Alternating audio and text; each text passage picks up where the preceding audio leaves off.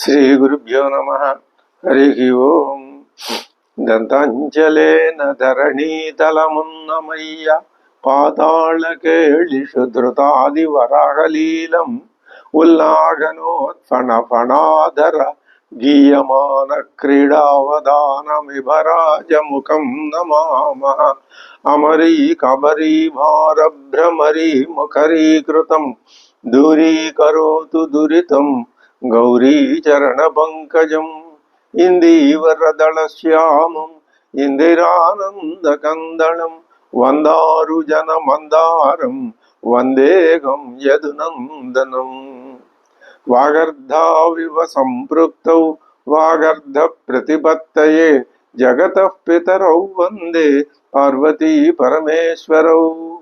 ఆపదామపహర్తారం దాతారం సర్వసంపదాం లోకాభిరామం శ్రీరామం భూయో భూయో నమామ్యహం. బుద్ధిర్బలం యశోధైర్యం నిర్భయత్వమరోగత అజాడ్యం వాక్పటుత్వం చ హనుమస్మరణాత్ భవేత్. శ్రీ గురుభ్యో నమః. హరి ఓం. శ్రీరామచంద్రుడు మాల్యవంత పర్వతం మీద సీతా వియోగ దుఃఖ భారంతో 4 మాసాల నిడివి కలిగిన వర్షాకాలాన్ని గడిపాడు. శరత్కాలం ప్రవేశించింది. అయినా మిత్రుడైనటువంటి సుగ్రీవుడి యొక్క రాజ్యంలో ఏ విధమైన సైన్య సంచలనము కనపడటం లేదు స్వామివారికి. అందువలన ఆయనకి ఈషద ఆగ్రహం వచ్చింది. లక్ష్మణుడితో అంటున్నాడు, లక్ష్మణ, రాజులందరూ యుద్ధ ప్రయత్నం చేస్తున్నారు కదా, మరి కిష్కింధలో ఎక్కడ అలాంటి ప్రయత్నం కనపడటం లేదు. సుగ్రీవుడికి నా మీద జాలి దయ ఎందుకు కలగటం లేదంటావు?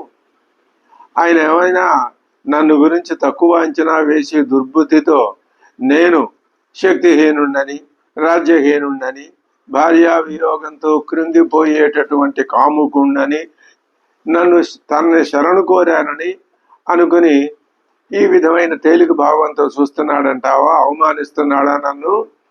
శరదృతువు రాగానే సీతాన్వేషణ చేయిస్తానని కదా ఆయన మనకు మాట ఇచ్చాడు. ఇప్పుడు లక్ష్మణ, నువ్వు ఒక పని చేయి, సుగ్రీవుడి దగ్గరికి వెళ్ళి కిష్కింధకు వెళ్ళు, నా మాటగా చెప్పు. ఏమని? మాట ఇచ్చి తప్పినవాడు పాపాత్ముడవుతాడు, అధోలోకాలకు పోతాడు. మాట నిలబెట్టుకున్నవాడే పురుషోత్తముడు అవుతాడు. సహాయం పొంది కూడా మిత్రుడికి మళ్ళీ సహాయం చెయ్యని వాడు వాణ్ణి, అటువంటి వాడి మాంసాన్ని జంతువులు కూడా ముట్టుకోవు. భయంకరమైనటువంటి వింటి నారిని నేను మ్రోగిస్తూ నిలబడి యుద్ధం చేస్తుంటే చూడాలని ఉందేమో. ఆ సుగ్రీవుడి యొక్క మనోగతం ఎలా ఉందో నువ్వు తెలుసుకో. సుగ్రీవుడు సహాయం చేయకపోయినంత మాత్రాన ఇక్కడ మన కార్యం ఏమీ ఆగిపోదు. మనమేం నిస్సహాయులం కాదు. లక్ష్మణ, తమ్ముడువైన నువ్వు నాకు అండగా ఉంటే చాలు, నేను ఈ ముల్లోకాలని తలక్రిందులు చేయగలను తెలుసా. నువ్వు వెళ్ళి కోపించినా రాముడి ప్రవర్తన ఎలా ఉంటుందో సుగ్రీవుడికి ఒక్క మాట చెప్పు. నచ సంకుచిత పంథ ఏన వాలి హతో గతః సమయే తిష్ఠ సుగ్రీవ మా వాలి పదమన్వగాః. నచ సంకుచిత పంథ ఏన వాలి హతో గతః. హతుడైన వాలి ఏ మార్గంలో వెళ్ళాడో ఆ మార్గం ఇంకా మూసుకుపోలేదు, తెరిచే ఉంది. అంటే అర్థం, వాలి తర్వాత ఇంకా ఎవరినైనా పంపించాలి అంటే ఆ మార్గంలో రాముడు పంపించడానికి సిద్ధంగా ఉన్నాడు. నువ్వు ఆ వాలి మార్గంలో వెళ్ళే ప్రయత్నం చెయ్యకు. నువ్వు ఏ మార్గంలో వెడతానన్నావో ఆ మార్గంలో వెళ్ళు. సుగ్రీవ, నువ్వు ఇచ్చిన మాట కట్టుబడి ఉంటే వాలి ఏ మార్గంలో వెళ్ళాడో ఆ మార్గంలో వెళ్ళవు, లేదా ఆ మార్గంలోనే వెడతావు. నిన్ను మాట తప్పావు కాబట్టి బంధు సహితంగా చంపగలను. వాలిని ఒక్కడనే చంపాను. ఈ విషయం గమనించు. అన్నగారి మాటలు విన్నాడు లక్ష్మణుడు. ఆయన ఆగ్రహోదగ్రుడైపోయినాడు. ఇంకా వెళ్ళి అక్కడ ఆ సుగ్రీవుణ్ణి పట్టుకొని ఆ కోపంతో మాట్లాడాలని ఒక నిర్ణయానికి వచ్చాడు.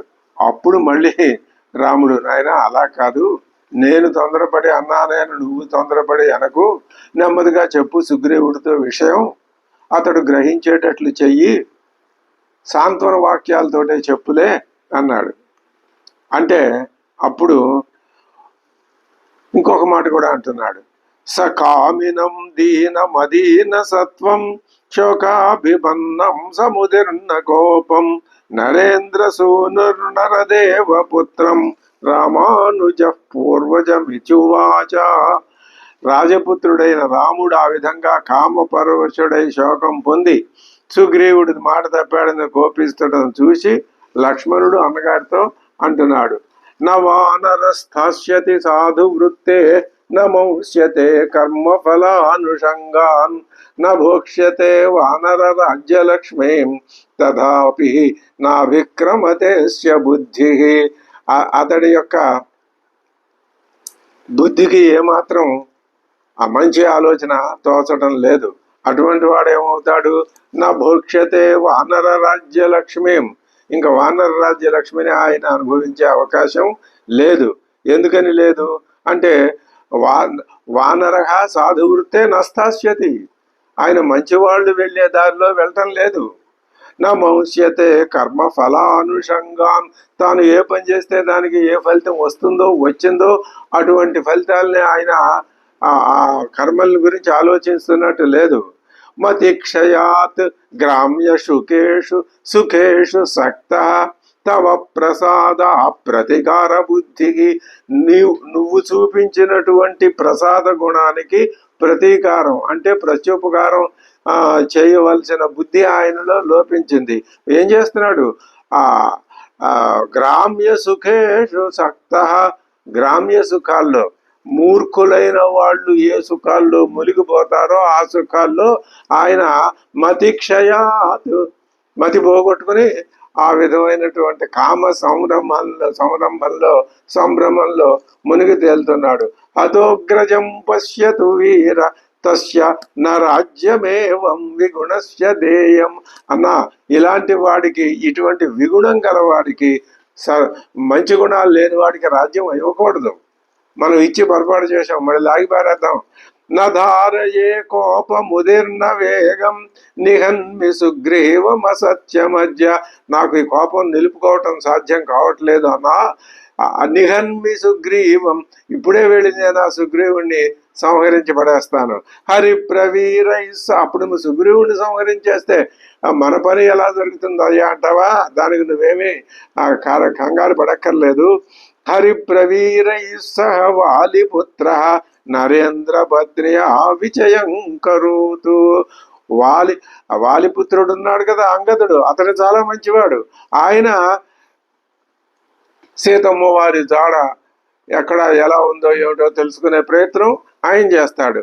తమాత్త బాణాసనముత్పతంతం నివేదితార్థం రణచండ కోపం ఉవాచ రామ పరవీరహంత స్వవేక్షితం సానునయంచ వాక్యం.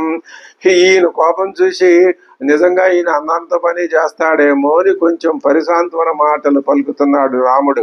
నహి వై త్వద్విధో లోకే పాపమేవం సమాచరేతు, నాయనా నీలాంటి వాడు లోకంలో ఉత్తముడు ఎప్పుడు పాపకార్యాల్ని ఆచరించకూడదు. పాపమార్యేణ యోగంతి సవీర పురుషోత్తమ, ఆ ఆర్యబుద్ధిని వహించి ఎవడైతే పాపపుట ఆలోచనల నుంచి విరమిస్తాడో అతడే బుద్ధిమంతుడు, పురుషోత్తముడు, వీరుడు అని అనిపించుకోగలుగుతాడయ్యా. నేద మధ్య త్వయా గ్రాహ్యం సాధు వృత్తేన లక్ష్మణ, నువ్వు ఈ రోజున నువ్వు ఒడిగట్టవద్దు. దేనికి ఒడిగట్టవద్దు, అసాధు కార్యానికి ఒడిగట్టకు. సుగ్రీవుని చంపటం అది సాధు కార్యం కాదు. తాం ప్రీతిమనువర్తస్వ పూర్వవృత్తంచ సంగతం, ఆ పూర్వవృత్తం మనం అతడితో బంధుత్వాన్ని సఖ్యాన్ని ఏర్పరచుకున్నాం కదా, దాన్నే అంటు పెట్టుకుని ముందు తప్ప విరోధ భావాన్ని కోపాన్ని ఆయన మీద నువ్వు ప్రదర్శించవద్దు, నేను అన్నాను నువ్వు తొందరపడద్దు. సామోపహితయా వాచ రక్షాణి పరివర్జయన్. ఇదిగో నువ్వు కోపపూరితమైన మాటల్ని అనకు, రోక్షణ వచనాలు ప్రయోగించకు, సామ పూరితమైన మాటలు అంటే చక్కగా మెత్తటి మాటలు మాట్లాడు. వక్తుమర్హసి సుగ్రీవం వ్యతీతం కాలపర్యయే. అయితే కాలపర్యాయాన్ని ఆయన గమనించలేదనుకో, అయినా సుగ్రీవుడితో నువ్వు చాలా జాగ్రత్తగా మర్యాదగా హుందాగా ప్రవర్తించు. సోగ్రజేనాను శిష్టార్థో యథావత్ పురుషర్షభ. లక్ష్మణుడు కొంచెం మళ్ళీ శాంతించాడు. ప్రవివేశ పురీం వీరో లక్ష్మణ పరవీర. అలాగే అన్నా అని చెప్పి శాంతించి ఆయన బయలుదేరాడు. తత శుభమతి ప్రాజ్ఞో భ్రాతు ప్రియహితే రతః లక్ష్మణ ప్రతి సంరబ్ధో జగామ భవనం కపేహే. ఆ సుగ్రీవుని సంహరించాలనే ఆలోచన విడిచిపెట్టి నెమ్మదిగా శాంతంగానే లక్ష్మణుడు పట్టణంలోకి ప్రవేశించాడు. లక్ష్మణుడు ఎలా ఉన్నాడు పట్టణంలో ప్రవేశిస్తుంటే, శక్ర బాణాసన ప్రఖ్యం ధను కాలాంత కోపమ. లక్ష్మణుడిలో కోపమైతే తగ్గిందేనే గాని ఆయన కనపడటం మాత్రం కాలాంత కోపమ, కాలాంతకుడిలాగా యముడిలాగా కనిపిస్తున్నాడు. ఆయన చేతిలో ఉన్న ఆ విల్లు బాణాసనం ఎలా ఉంది, శక్ర బాణాసన ప్రఖ్యం. ఇంద్రధనుస్సు ఎలా ఉందో అలా అంత గొప్పదిగా ఉంది, ఉన్నతంగా ఉంది, అంత ప్రభావవంతంగా ఉన్నది. ప్రగృహ్య గిరిశృంగాభం మందరస్సానుమానివ. ఆ విల్లేమో ఒక కొండ చర్యలాగా ఉంటే ఈయన కొండలాగానే ఉన్నాడు, కొండ చర్యని వహించిన మందర పర్వతంలాగా ఉన్నాడు. యథోక్తకారీ వచనం ఉత్తరం చైవ సోత్తరం బృహస్పతి సమో బుద్ధ్యా మత్వా రామానుజస్తదా కామక్రోధ సముద్ధేన భ్రాతు కోపాగ్నినావృతః ప్రభంజన ఇవా ప్రీత ప్రయయౌ లక్ష్మణస్తదా చాలతాలాశ్వకర్ణాశ్చ తరసా పాతయన్ బహూన్ పర్యశ్యన్ గిరికోటానే ద్రుమానన్యాశ్చ వేగతః. వెడుతూ వెడుతూ చిన్న చిన్న బండలు రాళ్ళు ఇలాంటివి కనపడితే వాటిని తన్నుకుంటూ, పెద్ద పెద్ద చెట్లు కనపడితే వాటిని పడగొట్టుకుంటూ, శిలాశ్చ శకలీకుర్వన్ పద్యాంగజయివాశుగః. ఒక పెద్ద వేగంగా వెళ్లే ఏనుగులాగా దూరమేక పదీం త్యక్త్వా యయౌ కార్యవశాద్రుతం. చిన్న ఒకే ఒక బాట కలిగిన దారిలో వెళ్లకుండా ఒక మనిషి వెళ్ళగలిగిన బాటలో వెళ్తే కాలహరణం అవుతుందని ఆయన దగ్గర దారినే వెళ్ళాడు. తాం అపశ్యద్బలాకీర్ణాం హరిరాజ మహాపురీం దుర్గాం ఇక్ష్వాకు శార్దూలః కిష్కింధాంగిరి సంకటే. ఆ పర్వతాల మీద ఉన్నటువంటి కిష్కింధ నగరాన్ని ఆయన చూశాడు. అది ఎలా ఉంది, బలాకీర్ణాం, దాని నిండా సైనికులు ఉన్నారు. చూశాడు. రోషాత్ ప్రస్ఫురమానోష్ఠ సుగ్రీవం ప్రతి లక్ష్మణ. ప్రస్ఫురమానోష్ఠ, ఆయన పెదవులు కోపంతో కంపించిపోతున్నాయి. దదర్శ వానరాన్ భీమాన్ కిష్కింధాయ బహిశ్చరాన్. కిష్కింధ నగరానికి వెలుపల తిరుగాడుతున్నారు కొంతమంది వానరులు, వాళ్ళని చూశాడు. ఏనుగులో ఉన్న వలె ఉన్నారు ఆ వానరులందరూ. వాళ్ళందరినీ లక్ష్మణుడు చూసి ఎవరో శత్రువు అని భ్రమించి పర్వతాల నడిమి ప్రదేశం నుంచి 100 కొలది శిఖరాలని విరిచి బాగుగా పెరిగిన చెట్లని చేతో పట్టుకుని వాళ్ళు సిద్ధంగా నుంచున్నారట. ఈయన చూసి ఈయన ఎవరో మన మీదకి శత్రువు వస్తున్నాడని. అలా దెబ్బ కొట్టడానికి ఉపకరణాలను సమకూర్చుకుంటున్న ఆ వానరులు చూడగానే లక్ష్మణుడికి బాగా కోపం అత్యధికం అయిపోయి ద్విగుణీకృతం అయిపోయింది. తం తే భయపరీతాంగా క్రుద్ధం దృష్ట్వా ప్లవంగమాగా కాల మృత్యు యుగాంతాభం శతశో విద్రుతా దిశ. వాళ్ళైతే నిలబడ్డారు కానీ వాళ్ళ ధైర్యం చాలలేదు. ఈయన చూసి అమ్మా ఈయనెవరో సాక్షాత్తు యమధర్మరాజే వచ్చాడనే అనే భయంతో వాళ్ళు వణుకుతూ నల్దిక్కులకి మళ్ళీ పారిపోయారు. ఆ వానర శ్రేష్ఠుడు ఆ విధంగా అందులో కొంతమంది ఏం చేశారు, సుగ్రీవుడి భవనంలో ప్రవేశించి ఈ లక్ష్మణుడు రావడాన్ని తత సుగ్రీవ భవనం ప్రవిశ్య హరిపుంగవాగా క్రోధమాగమనంచైవ లక్ష్మణస్య నివేదయన్ను. లక్ష్మణుడు వచ్చాడు అని వీళ్ళు గబగబా కొంతమంది ఆ వర్తమానాన్ని అందించారు. తారయా సహిత కామీ సక్త కపివృషోరహ. కపివృషభుడు కపులలో శ్రేష్ఠుడైన కపులకు మహారాజు అయినటువంటి ఆ సుగ్రీవుడు తారయా సహిత, తారతో కలిసి ఉన్నాడు. అప్పుడు ఆ సమయంలో వీళ్ళు వెళ్లే సమయానికి కామి రహ, ఏకాంతంగా ఉన్నాడు. నా తేషాం కపి వీరాణం శుశ్రావ వచనంతదా. వీళ్ళు వెళ్ళి చెప్పారు, కానీ ఆయనకి ఆ మాట అసలు అర్థం కాలేదు, తలకెక్కలేదు, బుర్రకెక్కలేదు. తత సచివ సందిష్టాక హరయోరో మహర్షణాక గిరికుంజర మేఘాభాగ నగర్యాక నిర్యయుస్తదా. కొంతమంది ఆ మంత్రుడు లక్ష్మణుడు ఆ విధంగా కుపితుడై వచ్చి ఉన్న కారణం ఏమిటో తెలుసుకుందామని కొంతమంది గబగబా ఆ నగరం నుంచి బయటకు వచ్చారు. ఆ వానరులు నఖదంష్ట్రాయుధా ఘోరాహ సర్వే వికృత దర్శనా. వాళ్ళకి గోళ్ళు దంష్ట్రాలే ఆయుధాలు. వాళ్ళు ఎలా ఉన్నారు, శత్రు భయంకరులాగా ఉన్నారు, వికృత రూపంతో ఉన్నారు. సర్వే శార్దూల దర్పాశ్చ, పెద్ద పులులాగా గర్వించి ఉన్నారు. సర్వే చ వికృతాననా, వికృతమైన ముఖాలతో ఉన్నారు. దశ నాగబలా కేచిత్ దశగుణోత్తరా. కొందరికి 10 ఏనుగుల బలం ఉంటే మరికొందరికి 100 ఏనుగుల దశగుణ 100 ఏనుగుల బలం గలవాళ్ళు మరికొందరు ఉన్నారు. ఇలా కొందరు 1000 ఏనుగుల బలంతో మరికొందరు ఉన్నారు. అలాంటి బలం కలిగినటువంటి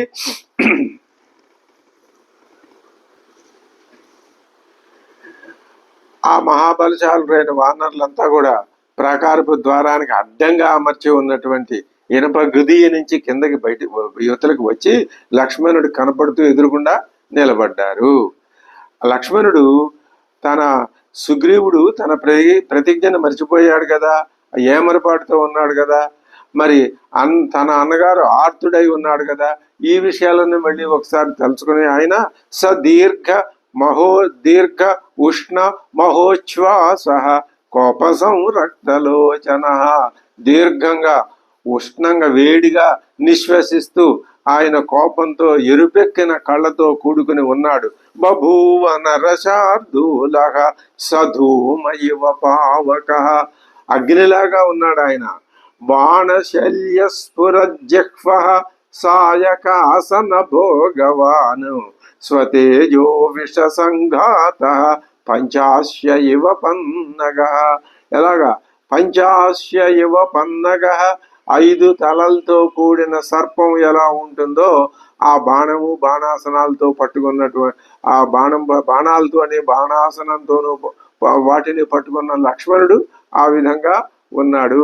తం దీప్తమివ కాలాగ్నిం నాగేంద్రమివ కోపితం, కాలాగ్నిలాగా ఆయన ప్రజ్వరిల్లిపోతున్నాడు.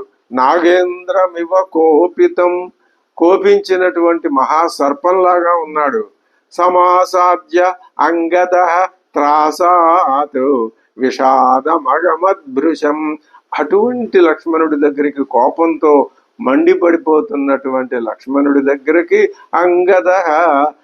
అంగదుడు సమాసాద్య దగ్గరికి వచ్చాడు. ఎవరి దగ్గరికి? లక్ష్మణుడి దగ్గరికి. ఎవరు వచ్చారు? అంగదుడు వచ్చాడు.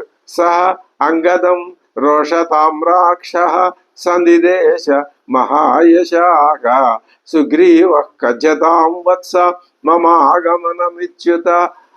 తన దగ్గరికి వచ్చినటువంటి అంగదుడితో వత్స మమ ఆగమనం సుగ్రీవ కజ్జతాం, నువ్వు వెళ్ళి మీ మహారాజు గారితో నేను వచ్చాను అనే విషయాన్ని చెప్పువయ్యా, చెప్పు నాయన వత్స అని మామూలుగానే చక్కగానే అన్నాడు. ఏష రామానుజ ప్రాప్త త్వత్సకాశమరిందమ భ్రాతుర్వ్యసన సంతప్తో ద్వారి తిష్టతి లక్ష్మణ. అన్నగారి యొక్క ఆ దుఃఖాన్ని సహించలేనటువంటి లక్ష్మణుడు వచ్చి నీ సహాయాన్ని కోరుతూ ద్వారం వద్ద నిలబడి వేచి ఉన్నాడు. తస్య వాక్యే యది రుచి క్రియతాం సాధు వానర ఇత్యుక్త్వా శీఘ్రమాగచ్చ వత్స వాక్యం అరిందమ. వెళ్ళి ఆయనతో సుగ్రీవ మహారాజు గారితో చెప్పు, ఓ వానర శ్రేష్ఠుడు అయిన సుగ్రీవా, అతని మాట నాకు ఇష్టమైన సో నీవు ఆయన కడకు పొమ్ము, లేదా ఆయననే ఇటకు రప్పింపుము అని చెప్పి నాయన అరిందమా శీఘ్రమే రమ్ము అని అంగదుడికి చెప్పి పంపించాడు. లక్ష్మణస్య వచశ్రుత్వా శోకావిష్టో అంగదో అబ్రవీతో పితుస్సమీపమాగమ్య సౌమిత్రిరయమాగత. ఆ లక్ష్మణుడి యొక్క కోపాన్ని చూసినటువంటి అంగదుడు వెంటనే తాను దుఃఖిస్తూ పినతండ్రి అయినటువంటి సుగ్రీవుడి దగ్గరికి వెళ్ళి లక్ష్మణుడు వచ్చాడు అనే ఒక ముక్క చెప్పాడు. అదాంగదస్తస్య వచో నిశమ్య సంభ్రాంత భావ పరిదేన వక్రః నిపత్యతోర్ణం నృపతేస్తరస్వి తతః కుమారశ్చరణౌ వందే. కుమారుడైనటువంటి అంగదుడు లక్ష్మణుడి ఆ మాటలు విని మనస్సు కలతనుంది, ముఖం కవలక తప్పగా వేగవంతుడై శీఘ్రమే సుగ్రీవుడి వద్దకు వెళ్ళి ఆయన పాదాలకి ప్రణమిల్లాడు. సంగృహ్య పాదౌ పితురగ్రియతేజాక జగ్రాహ మాతు పునరేవ పాదౌ. తండ్రి పాదాలు పట్టుకున్నాడు, తల్లి పాదాలు కూడా పట్టుకొని పాదౌ రుమాయాశ్చ పినతల్లి పాదాలు కూడా పట్టుకొని నిపీడయిత్వా నివేదయామాస తతస్తమర్థం. అదే అర్థాన్ని నివేదయామాస విన్నవించాడు. సనిద్రా మద సంవీత వానరో నవిబుద్ధవాన్ బభూవ మదమత్తశ్చ మదనేన చ మోహితః. ఆ సుగ్రీవుడు ఎలా ఉన్నాడు? ఇంకా నిద్రమత్తులో ఉన్నాడు, ఇంకా మద్యం మత్తులో తాగి ఉన్నాడు. ఉండటం చేత ఇంకా మదన పరమశుడై ఉన్నాడు. ఆ లక్ష్మణుడు వాక్యం తెలుసుకోలేకపోయినాడు. బబు మదనే నా విబుద్ధవాన్. లక్ష్మణుడి మాటల్లో అర్థం ఏమిటో అసలు ఆయనకు బుర్రకి ఎక్కలేదు. తతః కిలకిలాంచక్రుర్లక్ష్మణం ప్రేక్ష్య వానరాగా ప్రసాదయంతస్తం క్రుద్ధం భయమోహిత చేతస. ఎవరి తెప్పలో వాళ్ళు పడుతున్నారు. వానరులు ఆ లక్ష్మణుడి యొక్క కోపాన్ని కొంచెం శాంతింపజేయడానికి కిలకిలారావాలు చేశారు అంటున్నాడు. తే మహౌఘనిభం దృష్ట్వా వజ్రాశని సమస్వనం సింహనాదం సమం చక్రు లక్ష్మణస్య సమీపతః. మహాప్రవాహంలాగా వస్తున్నటువంటి లక్ష్మణుణ్ణి చూసి వజ్రాయుధం పిడుగు వలె గంభీరధ్వని వెలువడినట్లు ఒక్కుమ్ముడిగా వాళ్ళంతా సింహనాదం చేశారు. వాళ్ళు చేసిన ఆ సింహనాదం మిన్నుముట్టింది. ఆ అలజడికి సుగ్రీవుడు మదం చేత కన్నులు ఎర్రబడి మాలలు నగలు చెదిరిపోతుండగా అప్పుడు నిద్ర మేల్కొన్నాడు. అదంగద వచశ్రుత్వా తేనైవ చ సమాగతౌ మంత్రిణౌ వానరేంద్రస్య సమ్మతౌ దారదర్శినౌ ప్లక్షశ్చైవ ప్రభావశ్చ మంత్రిణా వర్ధధర్మయోగో వక్తుముచ్చావచం ప్రాప్తం లక్ష్మణం సౌశశంసతు. అంగదుడి మాటలు విని వాళ్ళు సుగ్రీవునికి అనుకూలురైనటువంటి ప్లక్షుడు ప్రభావుడు అనే మంత్రులిద్దరూ అంగదుడు ఆహ్వానించాడు వాళ్ళని రమ్మనమని. అంతఃపురానికి వెళ్ళి అర్ధధర్మాల విషయంలో మాట్లాడడానికై లక్ష్మణుడు వచ్చాడు అని సుగ్రీవుడితో చెప్పారు. ఇక్కడ రాజుగారికి ఆయనకి అర్థం కాలేదు లక్ష్మణుడు ఏం చెప్పాడో, అది అర్థం అయ్యేటట్టు చెప్పారు వీళ్ళు. ప్రసాదయత్వా సుగ్రీవం వచనై సామ నిశ్చితైః ఆసీనం పర్యుపాసీనౌ యథాశక్రం మరుత్పతిం. దేవపతి అయినటువంటి మహేంద్రుణ్ణి సింహాసనం అధిష్ఠించి ఉన్న మహేంద్రుడి వలె సింహాసనం మీద కూర్చున్నటువంటి సుగ్రీవుణ్ణి మంచి మాటలతో ప్రసన్నం చేసుకుని అతని దగ్గరే కూర్చుని అంటున్నారు. ఎవరు? ప్లక్షుడు, ప్రభావుడు అనే వాళ్ళు మంత్రులు. సత్యసంధౌ మహాభాగౌ భ్రాతరౌ రామలక్ష్మణవు. రామ సోదరులైన రామలక్ష్మణులు ఎలాంటి వాళ్ళు? సత్యసంధులు, మహాభాగులు, మహానుభావులు. వయస్య భావం సంప్రాప్తౌ రాజ్యార్హౌ రాజ్యదాయినౌ. నువ్వు రాజ్యాన్ని పొందటానికి కారకులైనటువంటి వాళ్ళు రామలక్ష్మణులు మహాపరాక్రమవంతులు. వాళ్ళు రాజ్యార్హులు అంటే అయోధ్య నగరాన్ని పరిపాలించగలిగిన వాళ్ళు నీకు రాజ్యం ఇచ్చారు కదా, ఆ సంగతి నువ్వు గుర్తుకు చేసుకో. అది గుర్తు చెప్తేనే గాని ఈ సుగ్రీవుడికి ఆ గతం అంతా ఒకసారి గుర్తు రాలేదన్నమాట. తయో రేకో ధనుష్పాణిర్ద్వారి తిష్టతి లక్ష్మణ. ఆనందములిద్దరూ ఉన్నారే, మర్చిపోయాడు ఇంతకాలం సుగ్రీవుడు. దానికి 3 కారణాలు చెప్పాడు. నిద్ర ఒకటి, మదిరాపాన మత్తత ఒకటి, మోహం ఒకటి. వీటి వల్ల యస్య భీతా ప్రవేపంతో నాదాన్ ముంచంతి వానరాగా. అలా ఆ ద్వారం దగ్గర నిలబడేసరికి అతన్ని చూసి భయపడి వానరులంతా ఆర్తనాదాలు చేస్తున్నారయ్యా. సయేవ రాఘవ భ్రాత లక్ష్మణో వాక్యసారథి వ్యసాయ రథ ప్రాప్తస్తస్య రామస్య శాసనాత్. ఆ రాముడే ఆ రామవాక్యానికి సారథి. దానిని నిర్వహించే ఉద్యమమే రథంగా కలిగి రామశాసనంతో ఇక్కడికి వచ్చాడు లక్ష్మణుడని చెప్తున్నాడు.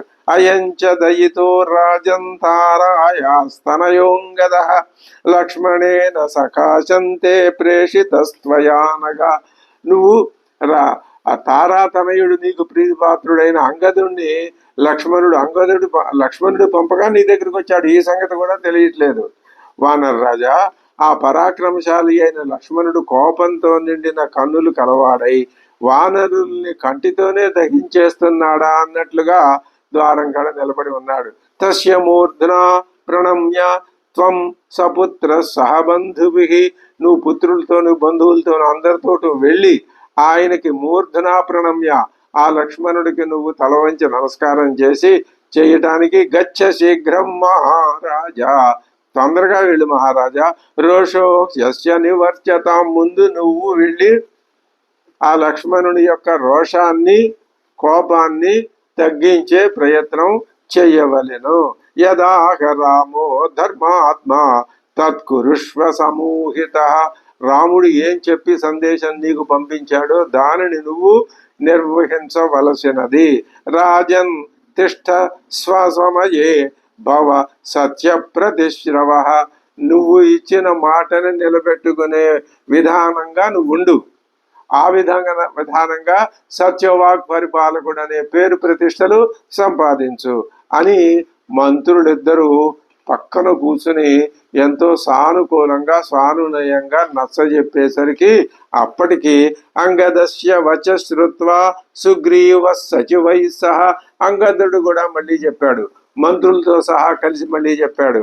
లక్ష్మణం కుపితం శ్రుత్వా ముమోచ ఆసనమాత్మవాన్.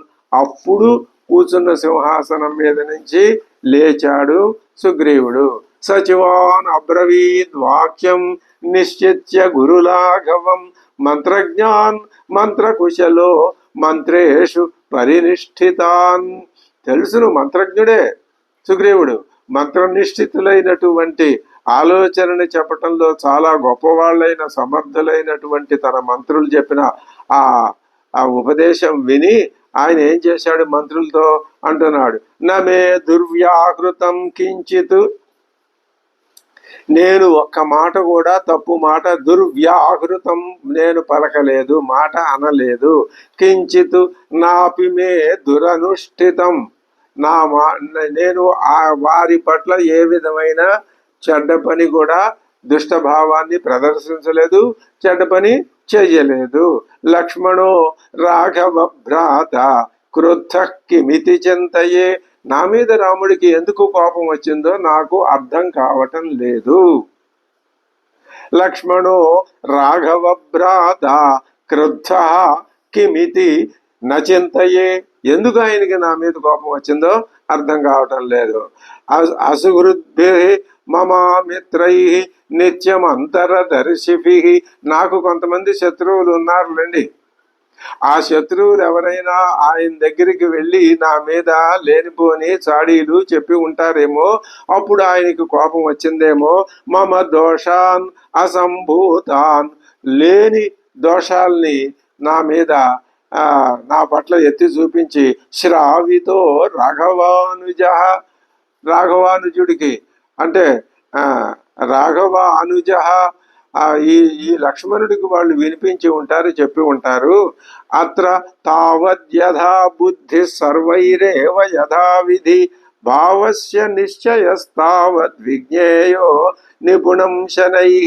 మీరంతా కూడా మీ మీ బుద్ధి వైభవాన్ని క్రమంగా లక్ష్మణుడికి మీ బుద్ధి వైభవాన్ని అనుసరించే కోప కారణం, ఇక మీద మన కర్తవ్యం ఏమిటి అనే విషయాల్ని మెల్లగా ఆలోచించి నైపుణ్యంతో నిర్ణయించి తెలుసుకోవాలి. నఖల్వస్తి మమ త్రాసో, నాకు లక్ష్మణుడి వలన గాని, లక్ష్మణాత్ నాపి రాఘవాత్, ఆ శ్రీరామచంద్రుడి వలన గాని ఈ లక్ష్మణ స్వామి వలన గాని నేనేమాత్రం భయపడను. మిత్రం మిత్రం త్వస్థాన కుపితం జనయత్యేవ సంభ్రమం, కానీ ఒక మిత్రుడు నిష్కారణంగా కోపించడం నాలో ఒకంత అలజడిని కలిగిస్తున్నది. నా మీద ఎందుకు వాళ్ళ కోపం వచ్చిందో, నాలో ఎక్కడ దుష్టభావం ఉన్నదో నాకు అర్థం కావట్లేదు అని తన యొక్క మనస్సులో ఉన్నటువంటి యథార్థ స్థితిని, నిజాయితీని బయట పెడుతున్నాడు సుగ్రీవుడు. సర్వదా సుకరం మిత్రం దుష్కరం పరిపాలనం అనిత్యత్వాచ చిత్తానాం ప్రీతిరల్పేపి భిజ్యతే. మిత్రుల్ని సంపాదించడమే కష్టం, వాళ్ళతో మైత్రిని కాపాడుకోవాలంటే అది కూడా కష్టమైన పనే. మనస్సులు చంచలాలు కావటం వల్లే దీనికి కారణం. ఒకప్పుడు ఎప్పుడూ ఒక తీరుగా ఉండవు కదా, కాబట్టి అత్యల్ప కారణం చేత కూడా ఒక్కొక్కసారి స్నేహం చెడిపోతూ ఉంటుంది. అతో నిమిత్తం త్రస్తోహం రామేణ తు మహాత్మనా యస్య మా యన్మమోపకృతం కశక్యం ప్రతికర్తుం న తన్మయ. ఇప్పుడు మహాత్ముడైన రాముడు నాకు ఉపకారం చేశాడు, దానికి ప్రత్యుపకారం తగిన రీతిని చేయటం నాకు చేతగాని పని, అందుకే నేను ఇప్పుడు భయపడుతున్నాను అంటున్నాడు. సుగ్రీవేణ ఇవ ముక్తస్తు హనుమాన్ హరిపుంగవ ఉవాచ స్వేన తర్కేణ మధ్యే వానర మంత్రిణాం. ఇప్పుడు మళ్ళీ రెండవసారి జోక్యం కలగజేసుకుంటున్నాడు హనుమంతుడు. సుగ్రీవేణ ఏవ ముక్తస్తు, మంత్రులందరికీ కలిపి విజ్ఞాపన చేశాడుగా, మీరంతా నిర్ణయం చేయండి, చాలా చక్కగా విషయాన్ని ఆలోచించండి, అప్పుడు మనం ఏం చేయాలో నేనేం చేయాలో నాకు అర్థం కావట్లేదు అంటున్నాడు సుగ్రీవుడు. అప్పుడు ఆయనకి కర్తవ్యాన్ని ఉపదేశించటానికి సిద్ధపడ్డాడు హనుమంతుడు. ఇది రెండవసారి కర్తవ్యాన్ని ఉపదేశించటానికి హనుమంతుడు పరోపకార బుద్ధితో, స్వామి భక్తితో, తన యొక్క మహారాజు అయిన సుగ్రీవుడి మీద ఉన్నటువంటి భక్తి గౌరవాలతో సహజంగా తాను ఏ భావాన్ని అనుకుంటున్నాడో ఆ భావాన్ని చెప్పడానికి ఇప్పుడు సిద్ధపడి చెప్తున్నాడు. సర్వదా నైతదాశ్చర్యం యస్త్వం హరిగణేశ్వర, హే హరిగణేశ్వర ఓ అనరేశ్వర, న విస్మరసి సుస్నిగ్ధం ఉపకార కృతం శుభం. నీ పైన మిక్కిలి ప్రేమ కలవాడు, ఉపకారి, సద్గుణశాలి అయిన రాముడిని నువ్వు మర్చిపోలేదు. మర్చిపోకుండా ఉండటం ఇది ఆశ్చర్యమేం కాదు, నువ్వు మర్చిపోలేదు, మర్చిపోకుండానే ఉన్నావు. సర్వదా నైతద ఆశ్చర్యం. హనుమంతుడు తాను చెప్పదలుచుకున్న విషయాన్ని ఎంతటి చక్కటి ఉపోద్ఘాతం ఇచ్చి మొదలు పెడతాడు, అది చాలా అద్భుతమైన. ఇంతకు ముందు కూడా మనం చూసాం ఆయన మాటల తీరు, అది ఒక వేదవేత్త అయిన వ్యక్తి యొక్క మాటలు మాట్లాడే విధానం అలా ఉంటుంది. సర్వదా నైతదాస్, ఇందులో ఆశ్చర్యం ఏం లేదయ్యా. ఏమిటంటే నా విస్మరసి, నువ్వు మర్చిపోలేదు కదా, మర్చిపోతే ఆశ్చర్యం తప్ప మర్చిపోకపోవటం ఆశ్చర్యం ఏముంది ఇందులో. నీలాంటి వాడు మర్చిపోడు. న విస్మరసి సుస్నిగ్ధం ఉపకార కృతం శుభం. శుభప్రదమైన కృతమైన ఉపకారాన్ని నువ్వు మర్చిపోలేదంటాం చాలా గొప్ప. ఇది అసలు ఈ విధంగా ప్రారంభించటమే, హనుమంతుడు తన వాక్యాన్ని ప్రారంభించడమే చాలా గొప్ప విశేషం. ఆయన యొక్క నీతిజ్ఞతకి, వాక్యజ్ఞతకి ఇది ఉదాహరణ. రాఘవేణ తు వీరేణ భయముత్సృజ్య దూరతః త్వత్ప్రియార్థం అతో వాలి శక్రతుల్య పరాక్రమః. రాఘవేణ తు వీరేణ భయముత్సృజ్య దూరతః త్వత్ప్రియార్థం హతో వాలి శక్రతుల్య పరాక్రమః. ఇంద్రుడితో సమానమైనటువంటి బల పరాక్రమాలు కలిగిన వాలి ఏమై సామాన్యుడా కాదు. అటువంటి వాలి ఆ రాఘవేణతు వీరేణ భయాన్ని దూరంగా ఉత్సృజ్య భయాన్ని విడిచిపెట్టి నీకు త్వత్ప్రియార్థం అంటే నీకు సంతోషాన్ని కలిగించటం కోసమే భయం లేకుండా వాలిని, దేవేంద్రుడితో సాటి అయిన పరాక్రమం కలిగిన వాలిని శ్రీరాముడు సంహరించాడు.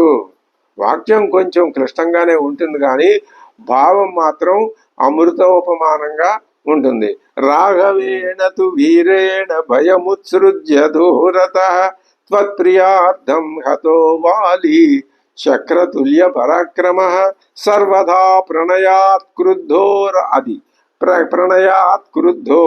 రాఘవో నాత్ర సంశయః. భ్రాతరం సంప్రహితవాన్ లక్ష్మణం లక్ష్మివర్ధనం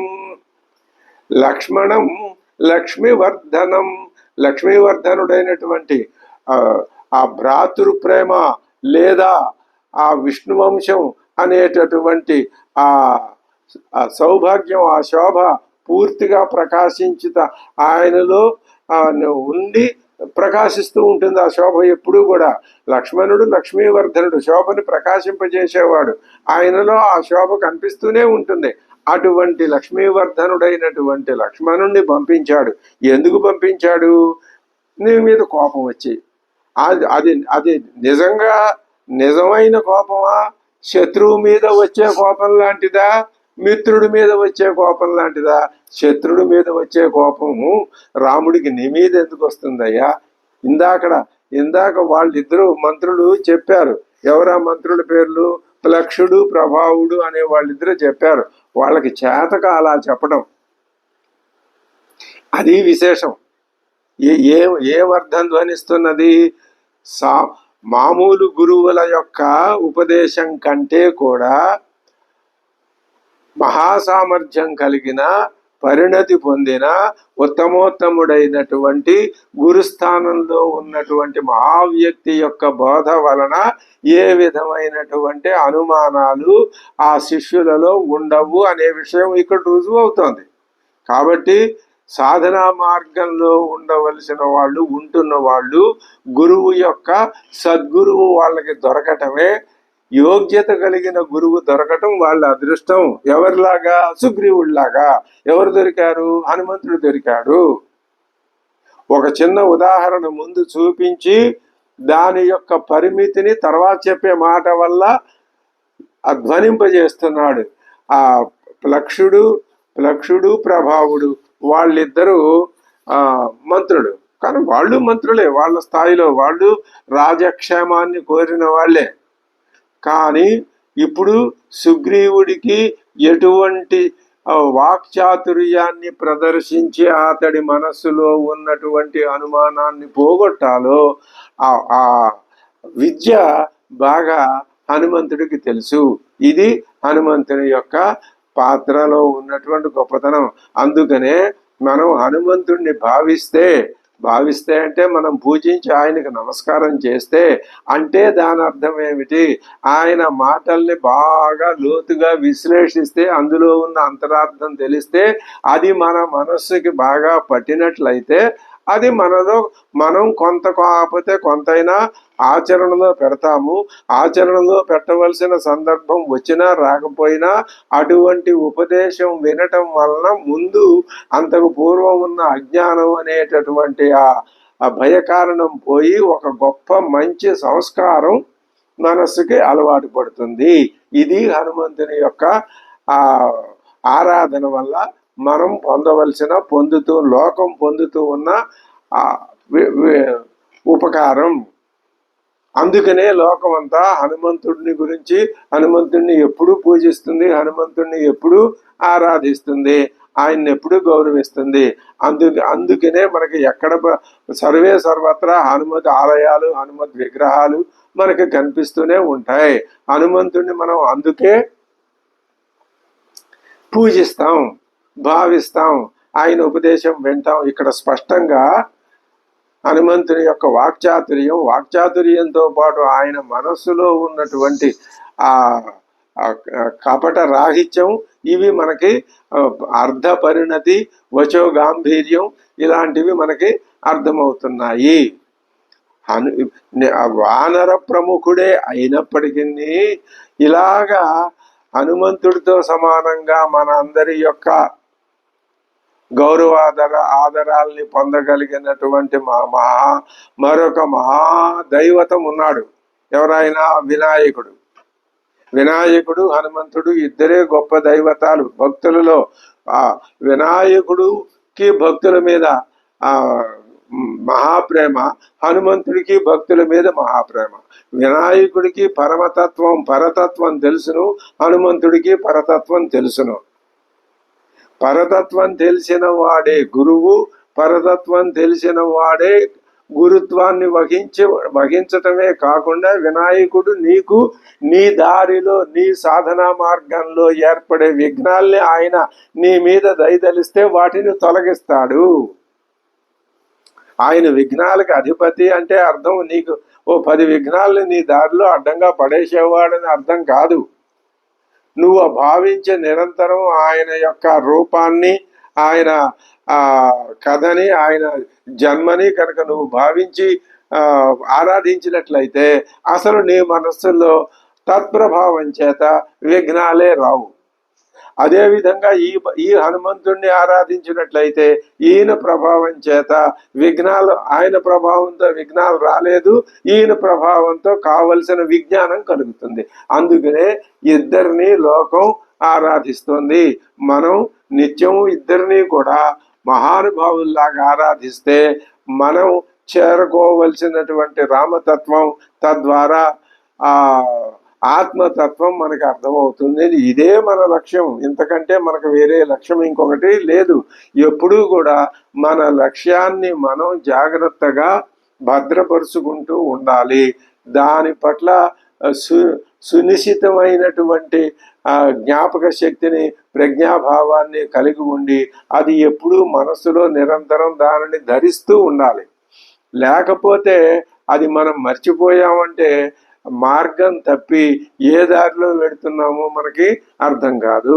ఇప్పుడు ఆత్మతత్వం అనే దారిలో అది క్రమక్రమంగా రామతత్వంగా మారి వచ్చి మళ్ళీ ఆ రామతత్వం ఆత్మతత్వంగా మారడానికి మనకి గురువులు ఇద్దరు, విఘ్నాధిపతి హనుమంతుడు. అందుకనే మనం చేసే ప్రార్థనలో దంతాంచలేన ధరణీతలమున్నమయ్య పాతాళకేళి శుధృతాది వరాహలీలం. ఒక చిన్న విలాసం, విఘ్నేశ్వరుడి యొక్క విలాసాన్ని మల్లినాథ సూరి తన వ్యాఖ్యానంలో ఒక చోట ఉదాహరించిన శ్లోకం ఇది.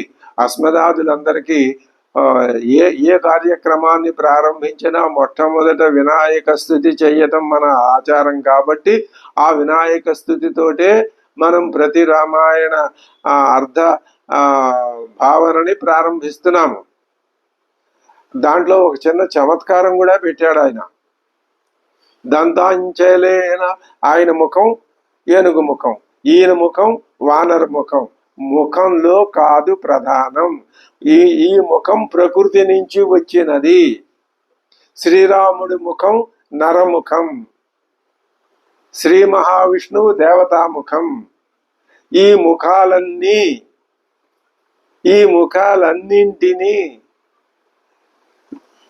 మన కంటికి కనిపిస్తూ ఉన్నటువంటి మానవ సమూహంలో నువ్వు గనక చూడగలిగితే, ఇది చాలా కఠినమైన విషయం. అన్నింట్లోనూ ఈ ముఖాల్లో అందరి ముఖాల్ని అప్పుడు ఒక ముఖ సామాన్యమైన లక్షణం మనకి గోచరిస్తుంది. అది నీకు పరమతత్వాన్ని బోధిస్తుంది. ఈ విధంగా ఇట్లా ఇది చెప్పడం వీళ్ళ ఉద్దేశం. అందుకని వినాయకుడి యొక్క ముఖం గజముఖం, అది అందులో ఉన్న ఉద్దేశం అంతే. గజము అది బాగా ఎత్తైనది, సృష్టిలో పెద్ద జంతువు కాబట్టి చూసే వాళ్ళ నుంచి అది గౌరవాన్ని పొందుతుంది, గౌరవాన్ని డిమాండ్ చేస్తుంది. అది చూడంగానే అందరికీ గౌరవం పెరుగుతుంది, దాని మీద ఒక ప్రసన్న భావం ఉంటుంది గజముఖంలో. అందుకనే ఆయన గజముఖం అన్నారు, ఈయనది వానర ముఖం అన్నారు. ముఖాలు ప్రధానం కాదు, ఆలంబనం మాత్రమే. ఆ గజముఖానికి దంతాలు ఉంటాయి కాబట్టి అది ఏం చేశాడు ఆయన, దంతాంచలేన ధరణీతలమున్నమయ్య ఒకసారి యదా పాతాళకేళి శుద్ధృత ఆది వరాహలీలం. పాతాళకేళిలో ఆయన వినాయకుడు ఆ కేళి సందర్భంగా ఆది వరాహ లీలని ధరించాడు. ఆది వరాహం ఏం చేసింది, ఇది ఇందులో సృష్టి రహస్యం బాగా నిరూపింపబడి ఉన్నది. ఆకాశం స్వామి ముందు ఆకాశం అయినాడు, ఆకాశం వాయువు అయింది, వాయువు నుంచి తేజస్సు, తేజస్సు నుంచి నీరు, నీటి నుంచి భూమి, నీటి నుంచి భూమి రావటం అనే మార్పులో ఆ దేవతా స్వరూపం యొక్క జోక్యాన్ని చెప్తున్నది అక్కడ పురాణం. నీటి నుంచి భూమి రావడంలో దేవతా స్వరూప జోక్యం లేకపోతే అది జరగదు. అసలు పంచభూతాల సృష్టే దేవతా జోక్యం ఉండాలి, పరమాత్మ జోక్యం లేదే అది జరగదని చెప్పడమే. ఇక్కడ ప్రత్యేకించి ఈ సందర్భంలో ఏం చెప్తున్నారు అంటే, జలం నుంచి భూమి వస్తున్నది, భూమిని తీసుకొచ్చారని పరమాత్మని నీకు ప్రత్యక్షంగా చూపిస్తోంది. ఆధునిక శాస్త్రం అది ఏం చెప్తుందో, భూమి జలం నుంచి వచ్చింది అనే ఆధునిక శాస్త్రం ఈ జ్ఞానానికి పరమాత్మ జ్ఞానం దీనికి సంబంధం లేదు, దీనికి ఉండదు కదా. కానీ వేదం శాస్త్రం ఏం చెప్పింది అంటే, పరమాత్మ జ్ఞానం అక్కడ ఉన్నది అని చెప్తున్నది. చెప్పి ఆ పరమాత్మ యొక్క శక్తి వలననే భూమి నుంచి, జలం నుంచి భూమి పైకి ఎత్తబడింది. ఆ ఎత్తబడటాన్ని శ్రీ మహావిష్ణువు ఆది వరాహ అవతారం ధరించి తన కోరల మీద దాన్ని పట్టుకున్నాడు, ఎత్తి నిలబెట్టి ఉంచాడు అనే ఒకానొక విషయాన్ని మన కళ్ళ ఎదుట అర్థమయ్యేటట్లుగా మనకి చెప్పింది. ఆ లీలని అనుకరించాలి అనుకున్నాడు విఘ్నేశ్వరుడు. అనుకుని ఏం చేశాడు, ఈయన కూడా దంతాంచలంతో ఆ భూమిని ఇలా అన్నాడు. అంటే ఇక్కడ సాదృశ్యం ఏం అర్థం వస్తుంది, అక్కడ ఆది వరాహానికి ఎంత శక్తియుక్తులు ఉన్నాయో శక్తి స్వరూపమే అమ్మవారు. అక్కడ ఆది వరాహం తన తెలివితో శక్తిని తన స్వాధీనం చేసుకుని భూమిని పైకెత్తింది. ఈయన శక్తి స్వరూపం యొక్క కుమారుడు, ఈయన కూడా అంత శక్తి సామర్థ్యం కలవాడు. తల్లి శక్తి అంతా కుమారుడిలో ఉంటుంది. ఈయన ఏం చేశాడు, తన దంతంతో భూమిని ఇలా అన్నాడు. ఈయన సర్వశక్తి సమన్వితుడే, తక్కువేం కాదు. రెండు శక్తి స్వరూపాలే. ఈ ఆ నామరూపాలు అవతార భేదాలు ఇవన్నీ అలా ఉంటాయి అంతే. దాని అంతస్తత్వాన్ని మనం అర్థం చేసుకోవాలి. ఈయన దంతాంచలేన ధరణీతలమున్నమయ్య అలా ఎత్తాట ఒకసారి తన దంతంతో. ఎత్తేసరికి ఆ ధరణీతలమున్నమయ్య పాతాళకేళి శుద్ధృత ఆది వరాహలీలం. అప్పుడు ఏమైంది, అంతకు పూర్వం దాకా భూమిని, అదే పురాణాలు మనకు చెప్తున్నాయి, ఆదిశేషుడు భూమిని ఎత్తి పట్టి తన యొక్క పడగల మీద మోస్తున్నాడు అని. దానికి కూడా మనం శాస్త్రీయమైన కారణం వేదం మనకు ఆ కారణ స్వరూపాన్ని వివరించి చెప్తున్నది. ఎవరో మొయ్యకపోతే, ఒక మహాశక్తి దానిని అలా నిలపకపోతే అది నిలిచి ఉండలేదు. అని అర్థమవుతుంది. ఆ మహాశక్తే ఆ అమ్మవారు. ఆ శక్తిని కలిగి ఉన్నదే జ్ఞానం. సత్తు చిత్తు స్వరూపం. ఈ సృష్టి మొత్తానికి స్వరూపం అదే. దీన్ని నిలబెట్టింది అదే. ఆభరణాలని నిలబెట్టింది బంగారం అంటే అర్థం ఇదే. అక్కడ బంగారం ఆభరణాలు రెండు కంటికి కనిపిస్తున్నాయి కాబట్టి మనం ఊహిస్తున్నాం. ఇక్కడ ఈ శక్తి తెలివి కంటికి కనపడవు. శక్తి కంటికి కనపడదు, తెలివి కంటికి కనపడదు. కంటికి కనపడని వాటిని చూడటం నేర్చుకోవటమే ఆధ్యాత్మిక సాధన తప్ప మరి వేరే ఏమీ కాదు. ఆయన ఏం చేశాడు? ఆదిశేషుడు మోస్తున్నట్ట. ఇదొక విచిత్రమైన కల్పన. ఈ కల్పనల వల్ల ఏమవుతుంది అంటే అర్థం మరింత సుగమంగా మనకి తెలిసి ఆ భావం మనసుకు పడుతుంది. అది ఒక చమత్కారం, అలంకారం. ఆయన ఆదిశేషుడు ఏమీ ఒక్కసారి నా బరువంతా పోయింది అని ధృత ఆదివర ఆగలీలం ఉల్లాఘనోత్ఫణ ఫణాధర తన పడగల మీద ఉన్న భారం లాఘవాన్ని పొందేసరికి, తేలిక పడేసరికి ఎవరో మహానుభావుడు, ఓహో ఈయన ఆ వినాయకుడైనా విఘ్నాధిపతి అయినా, ఈయన వల్ల నా బరువు తగ్గిపోయింది కదా అని ఉల్లాఘనోత్ఫణ తల పడగల పైకెత్తి ఫణాధర గీయమాన క్రీడావదానం ఆదిశేషుడి యొక్క స్తుతిపరమైనటువంటి ప్రశంసాపూర్వకమైన స్తుతుల్ని పొందుతున్నటువంటి ఆ వినాయకుడు ఉల్లాఘనోత్ఫణ ఫణాధర గీయమాన క్రీడా అవదానం. ఆ క్రీడ అనే అవదానాన్ని ఆ తేలిక సరదాగా ఉండే ఆ భావాన్ని ప్రదర్శించినటువంటి ఆ వినాయక క్రీడావదానం ఇభరాజముఖం. ఈ ఇభరాజముఖం అనేది ప్రధానం. ఎందుకని ఆ ఇభరాజముఖుడైనప్పుడే దంతం ఉన్నప్పుడే దంతాంచలంతో భూమిని పైకి ఎత్తటం. ఇంత చక్కటి రమ్యమైనటువంటి ఆహ్లాదకరమైన భావాన్ని ప్రార్థనారూప శ్లోకంగా మనకి అందించాడు మల్లినాథ సూరి. వ్యాఖ్యాతల్లో మహోన్నతుడు ఆయన, మహామహోపాధ్యాయుడు. దంతంచలేన ధరణీతలమున్నమయ్య పాతాళకేళిషు ధృత ఆదివరాహలీలం ఇంకా ఈ ఆదివరాహలీలం అన్నప్పుడు వ్యాఖ్యాతలు ఇంకా సమాషగా పార్వతీదేవి శక్తి స్వరూపిణి అయినప్పుడు ఆమె అన్నగారు శ్రీ మహావిష్ణువు అని, మేనమా మరి తన తల్లి యొక్క అన్నగారు కాబట్టి మేనమామ ఈ విధంగా తనని మేనమామ చేసిన ఆ క్రియాకలాపాన్ని ఇదంతా తమాషాగా సరదాగా చెప్పుకునే మాటలు. ఆ దంతాంచలేన ధరణీతలమున్నమయ్య పాతాళకేళిషు ధృతాది వరాహలీలం ఉల్లాఘనోత్ఫణ ఫణాధర గీయమాన క్రీడావదానమిభరాజముఖం నమామ. మనం విఘ్నేశ్వరుణ్ణి విఘ్నాలు తొలగించటానికి ప్రార్థిస్తున్నాం. మానవుడు ఉన్నతోన్నతమైన సంస్కృతి సందర్భం కలవాడు.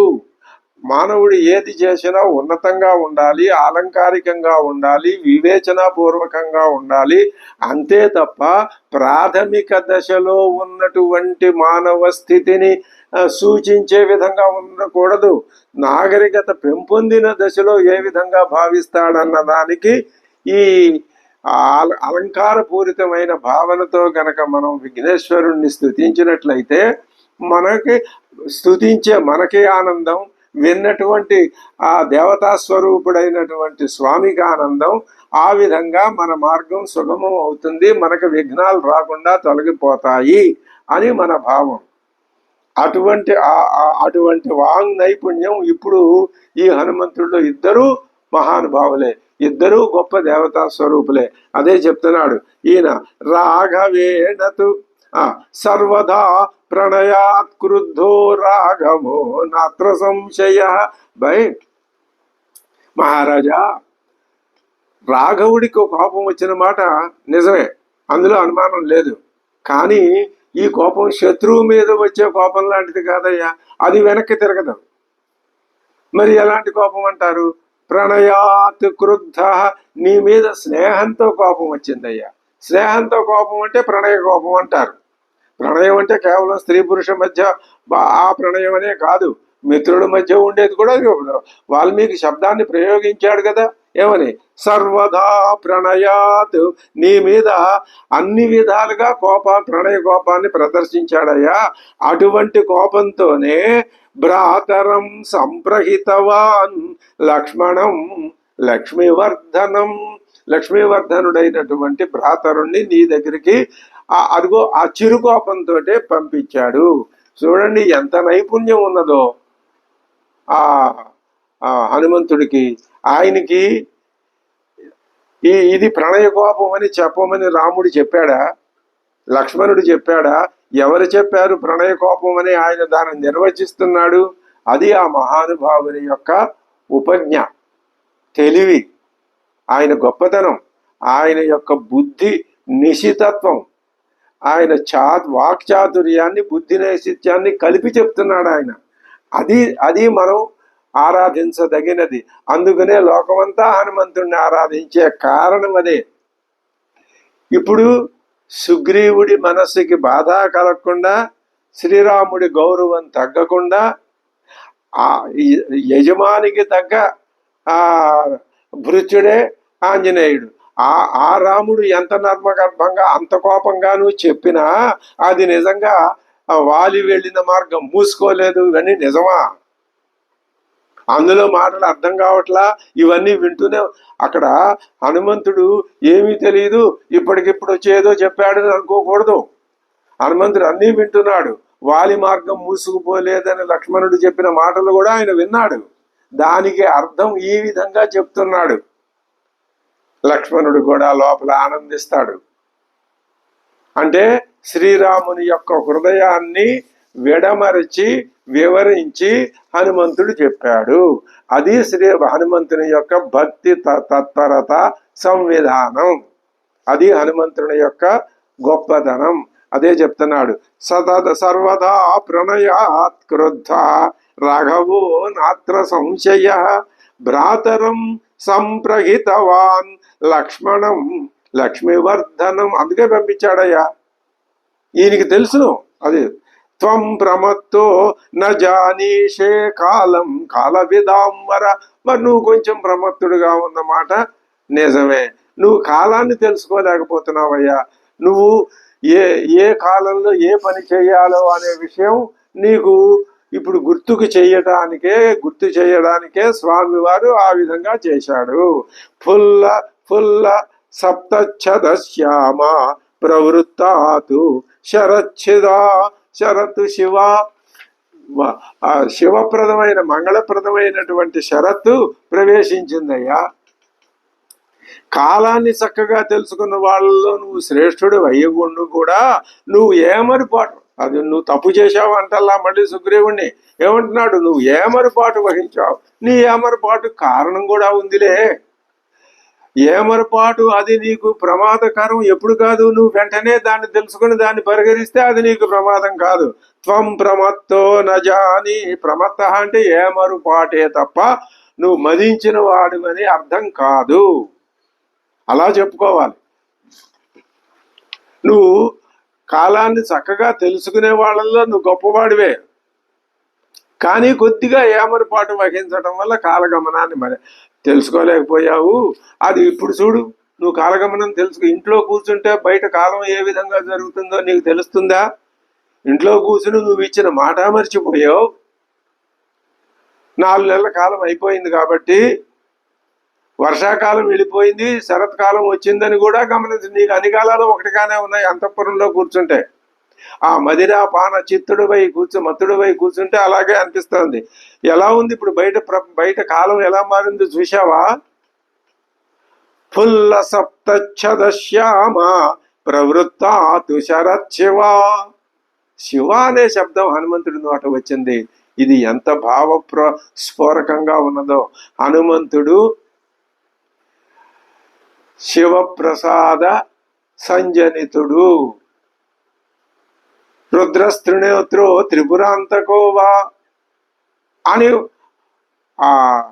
ఆయనే అన్నాడు రావణాసురుడే అన్నాడు హనుమంతుడిని చూసి. హనుమంతుడిని చూడగానే ఆయనలో శివ తేజస్సు స్పష్టంగా కనిపిస్తుంది.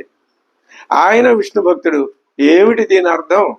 విష్ణు శివ అనే తత్వాలు కేవలం లోక వ్యవహారంలో ఆయా సందర్భాలలో ఉన్న పనులు నిర్వహించబడటానికే తప్ప రెండు ఒకటే, రెండు లేవు, ఒకటే.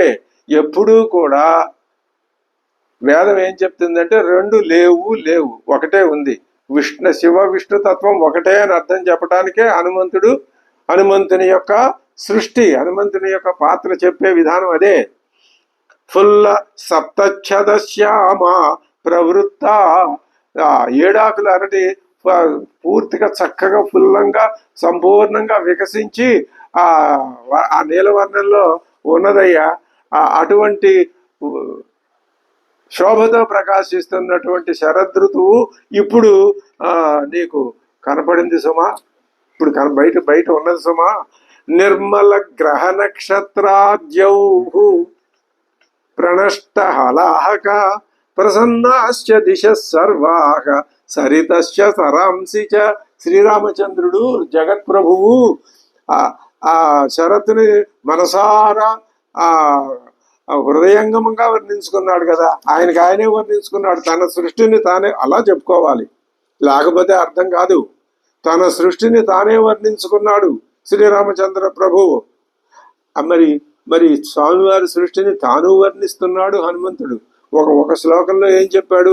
ఫుల్ల, ఇక్కడి నుంచి చెప్తున్నాడు, ఫుల్ల సప్తఛదశ్యామ ప్రవృత్త శరతు శివ. మంగళప్రదమైన శరత్తు ఏడు ఆకుల అరటి యొక్క కాంతులతో ప్రారంభమైందయ్యా. నిర్మల గ్రహ నక్షత్ర జౌహు, ఆకాశంలో మబ్బులు లేవు, గ్రహాలు నక్షత్రాలు చక్కగా ప్రకాశిస్తున్నాయి. ప్రణష్ట బలాహక, ఆ దిక్కుల్లో ప్రసన్నాశ్చ దిశ సర్వా, దిక్కుల్లో మేఘాలు లేవు. అవి ఎలా ఉన్నాయి? ప్రసన్నంగా ఉన్నాయి. సరితశ్చ సరాంసిచ, నదులు సరస్సులు అన్ని చక్కగా ఎక్కడ వర్షం యొక్క బీభత్సం కోలాహలం అది ఏమీ లేదు. హాయిగా ప్రసన్న రమణీయంగా ఉన్నది కాలం. ఇది శరద్వర్ణ. ఇంతకు ముందు శరత్తుని సంపూర్ణంగా వర్ణించిన ఈ భావాన్ని ఈ మాటలతో ఈ విధంగా మళ్ళీ ఆంజనేయుడి మాటల్లో చెప్పించడం, ఇది వాల్మీకి యొక్క కవిత వైభవ సౌరభం. ఇది అలా ఉంది. ప్రాప్తముద్యోగ కాలంతు నా వైషి, ఒక్క శ్లోకంలో చెప్పాడు శరత్ ప్రభావాన్ని. ప్రాప్తం ఉద్యోగ కాలంతు నా వైషి హరిపుంగవ, నువ్వు ఇప్పుడు యుద్ధ ప్రయత్నం చేయాలి అనే నువ్వు చేయాల్సిన సమయం వచ్చింది కదా, అది నువ్వు గమనించలేదు. ప్రమత్త, నీ కొంచెం ఏమరపాటు వహించావు. దీనిని నువ్వు ఏమరి ఉండటం త్వం ప్రమత్త ఇది వ్యక్తం లక్ష్మణోయమిహాగత. ఎంత సమన్వయం చేసి ఎంత అద్భుతంగా ఆయన కదా మహానుభావుడు అంటే. దూత కృత్యం, ఇటు స్వామి కృత్యం, అటు జగత్స్వామి యొక్క మాటలకి తేడా రాకుండా ఇద్దరినీ సమన్వయం చేసి చెప్తున్నాడు హనుమంతుడు. ఇది ఆ మహానుభావుడు ఆయన. త్వం ప్రమత్త ఇతి వ్యక్తం లక్ష్మణోయమి. ఇటువంటి హనుమంతుడు మహామంత్రిగా కలిగినటువంటి సుగ్రీవుడిని, అందుకే మనం సుగ్రీవుడు అంటే ఆయనలో లోపాలున్నా కూడా లోకం ఆయన్ని గౌరవిస్తుంది. ఆ ఆర్తస్య హృతదారస్య పరుషం పురుషాంతరాత్ వచనం మర్షణీయంతే రాఘవస్య మహాత్మనః. నువ్వు మర్షణీయం సహించాలి. నువ్వు ఎదురు తిరిగి నాకేంటి నన్ను అంటాడా ఇలా మాట్లాడుకు పిచ్చి పిచ్చిగా. మర్షణీయం, నువ్వు సహించవలసిందే.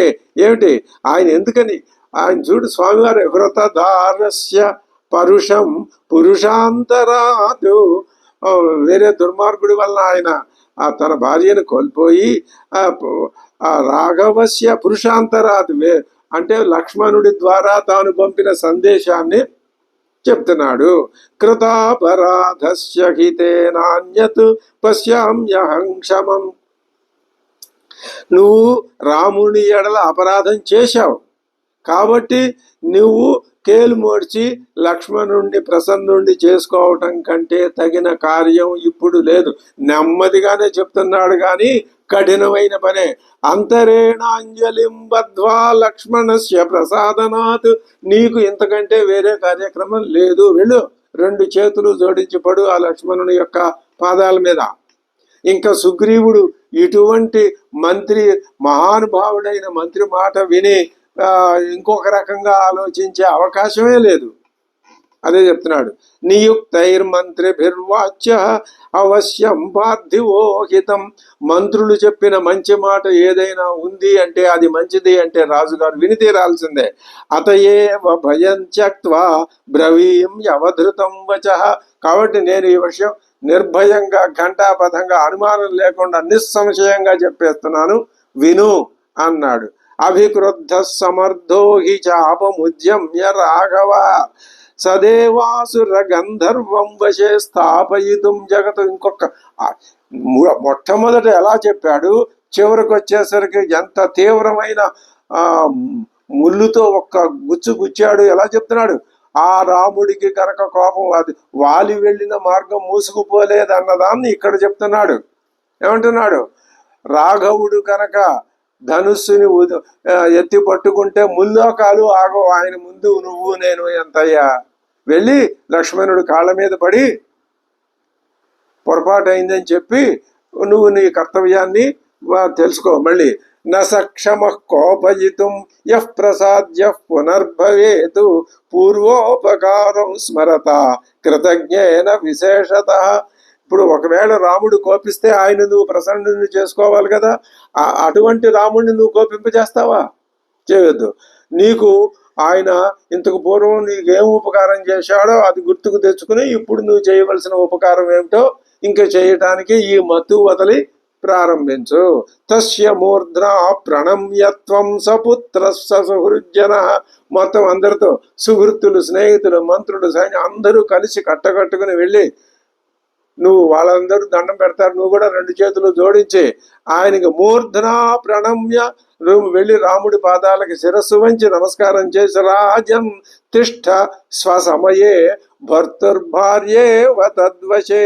నువ్వు పతివశంలో ఉన్న భార్య వలె ఉపమానం చెప్తున్నాడు. నువ్వు వెళ్ళి వినయ విధేయతలతో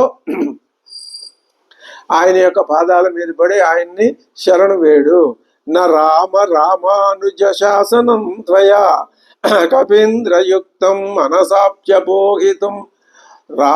రామానుజ శాసనం, రాముడి శాసనం, రామానుజ శాసనం, రామలక్ష్మణుల శాసనాన్ని నువ్వు ఉల్లంఘింపవద్దు. దేవే మనోహితే జ్ఞాస్యతి మానుషం బలం సరాఘవస్యాస్య సురేంద్ర వర్చస.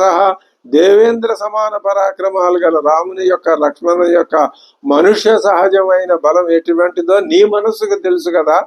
కాబట్టి నువ్వు వెళ్ళి ఆయన పాదాల మీద పడి, ఇది సకాలంలో సరి అయిన విధానంగా హనుమంతుడు సుగ్రీవుడికి ఇచ్చినటువంటి సలహా. సరిగ్గా రోగికి ఏ సమయంలో ఏ మందు వేస్తే ఉన్న రోగం పోయి అతడు ఆరోగ్యవంతుడు అవుతాడో ఆ విధమైనటువంటి సరి అయిన ఒకానొక వైద్యుడి వలె హనుమంతుడు ఇచ్చినటువంటి సలహా ఇంత అద్భుతంగా ఉన్నది. దీన్ని తర్వాత ఏ విధంగా ఆయన పాటిస్తాడనే విషయాన్ని మనం తర్వాత చూద్దాం. స్వస్తి.